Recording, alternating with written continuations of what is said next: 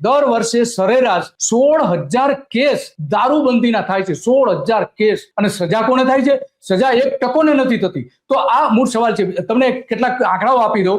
આપણે આંકડાઓ પણ ભેગા કરેલા છે વિધાનસભામાં સત્તાવાર રીતે જે અપાયેલા છે. એમાં 2020-21માં 14,214, 2021-22માં 17,875, 2022-23માં 16,316. આ રીતે 3 વર્ષમાં 48,000 જેટલા ગુનાઓ નોંધાયા હતા.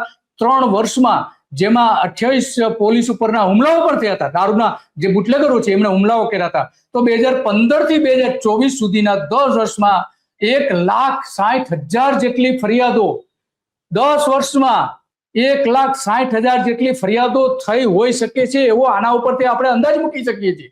તો આ ગૃહપ્રધાન શું કરી રહ્યા છે?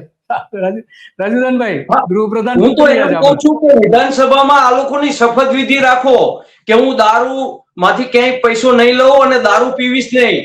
જો આ પ્રકારની એક શપથવિધિ જાહેરમાં કરો અને લોકોને ખબર પડશે કે આ ત્યાં ખોટું બોલ્યા હતા કેટલું. કારણ કે પબ્લિક તો બધું જાણે છે પણ બોલી શકવાની નથી. કારણ કે નેતાઓનું જ રાજ ચાલે છે. આ આઝાદી આપણે કહેવાતી આઝાદી છે. આમાં મને એવું નથી લાગતું કે એ લોકો ધારે એ કરે છે. એ લોકો આપણે અમારા જિલ્લાની જ વાત કરું તો ચોટીલામાં જે સરકારી જમીન ઉપર કબજો હટાવવા જે રીતે કામ થઈ રહ્યું છે